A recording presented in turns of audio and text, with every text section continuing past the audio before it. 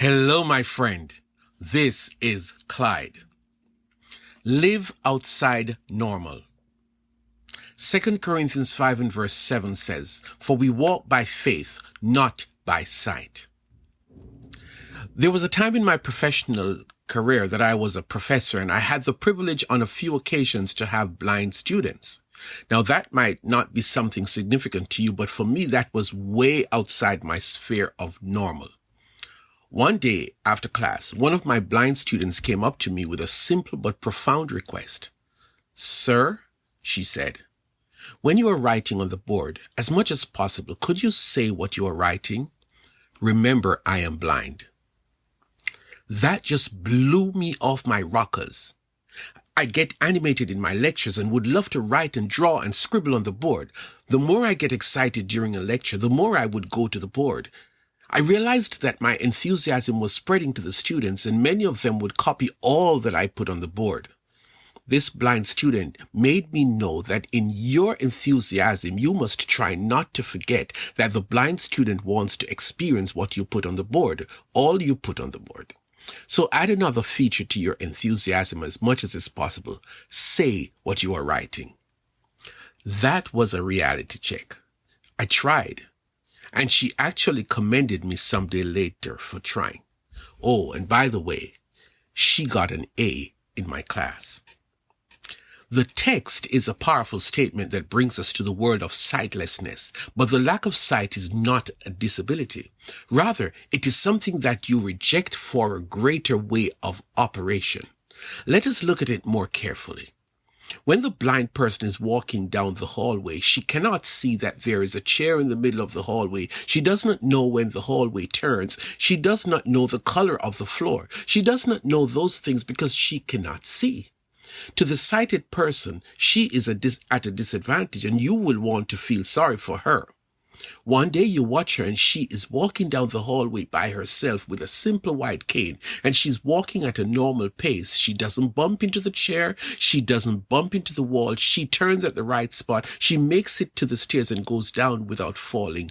All of that sightless.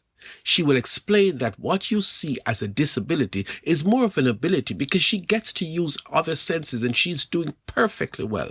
She does not depend on her physical eyes. Her sight comes from other ability to navigate the world.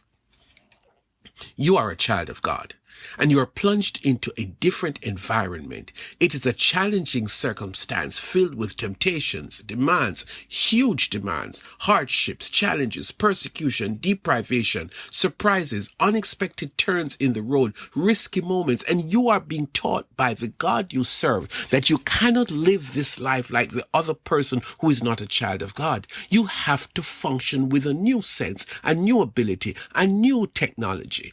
You have to function at the faith level. Faith is not a disability. It is a higher level ability that does not come naturally, that does not come easy, but it is the absolute best way for you to live. Clyde, what is faith? I hear you ask. Do you want the Google meaning, or do you want what I know? Google says that faith is complete trust or confidence in someone or something. Every word in that definition is important. Complete, trust, confidence in someone, something. Are you serious? I have come to realize that there is no such thing as half a faith. It is so demanding. Faith says all or nothing. Man, give me a break.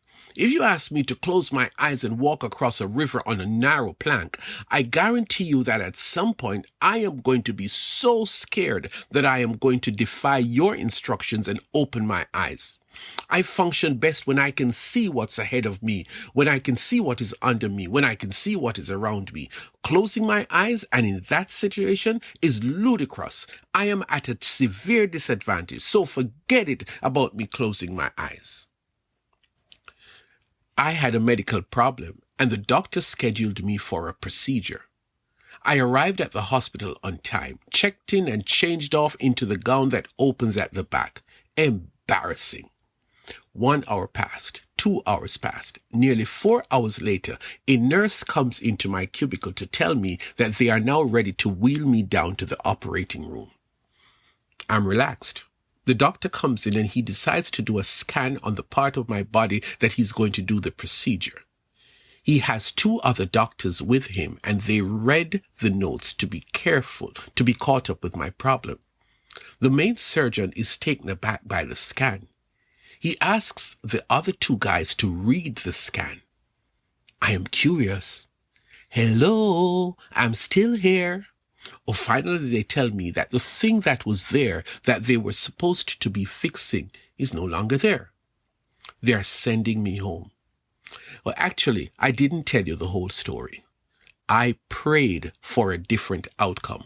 I put my faith into action. And for this moment, I had complete confidence in God for a positive outcome. Faith is a choice to totally trust God in every situation. It is not easy, but my blind student taught me that she can get an A on my class sightless. She taught me that faith in God can accomplish great things, that faith might not make sense at first, but it brings amazing results. She taught me that I don't have to function at normal. I can function at the abnormal, outside normal, by faith. My friend, have faith in God. When I have faith, God and I are functioning at a whole other level. It makes no sense to you, but it is so rewarding. I learned how rewarding it is to trust in Him, not in me. That is the secret. It is the most amazing and most effective way to live.